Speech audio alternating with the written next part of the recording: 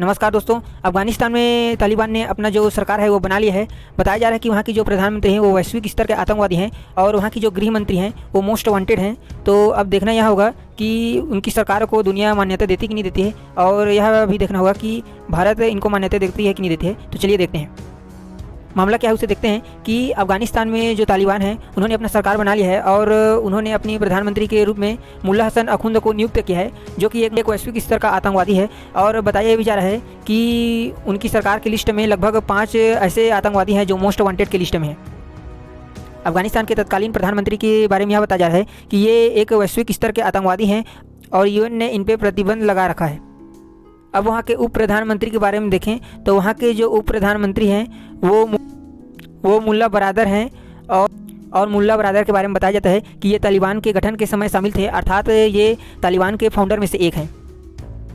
अब वहाँ के गृह मंत्री के बारे में देख लेते हैं। तो अफगानिस्तान की अभी जो तत्कालीन गृह मंत्री हैं उनका नाम सिराजुद्दीन हुक्कानी है और वे अमेरिका के मोस्ट वांटेड की लिस्ट में आते हैं। अमेरिका की जो जांच एजेंसी है FBI, उन्होंने इनको हिट लिस्ट में रखा है और अमेरिका ने इन पर $5 बिलियन अर्थात करीबन 36 करोड़ रुपए का इनाम भी रखा है इन पे।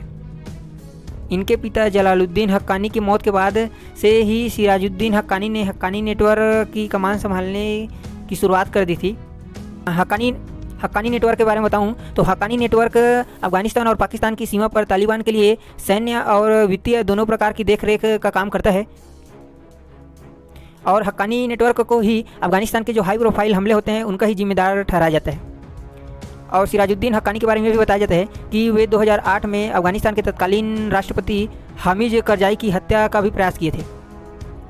अगर मैं आपको बताऊं कि अगर आप वैश्विक आतंकी के रूप में घोषित किए जाते हैं तो आप पर क्या क्या प्रतिबंध लग सकता है, तो यूएन के अनुसार अगर कोई व्यक्ति या फिर किसी समूह पर वैश्विक आतंकी का टैब लगता है तो उसके बाद सभी देश उस व्यक्ति का धन संपत्ति, आर्थिक संपत्ति उसको जब्त कर लेते हैं। और अगर किसी देश में उसके नाम का कोई अगर बैंक अकाउंट हो तो उसे भी ब्लॉक कर दिया जाता है और जब्त कर। अब देखने में यह इंटरेस्टेड होगा कि जिन जिन देशों ने इन आतंकवादियों पर प्रतिबंध लगा रखा है वे इनको मान्यता देती हैं कि नहीं देती। जैसे कि अमेरिका ने इन पे प्रतिबंध लगा रखा है तो वे इनको मान्यता देती कि नहीं देती, और हमको ये भी देखना होगा कि भारत इनको मान्यता देती कि नहीं देती। तो आइए हम भारत की अभी की सिचुएशन के बारे में देख लेते हैं कि ये इनको मान्यता दे रहा है कि नहीं दे रहा है।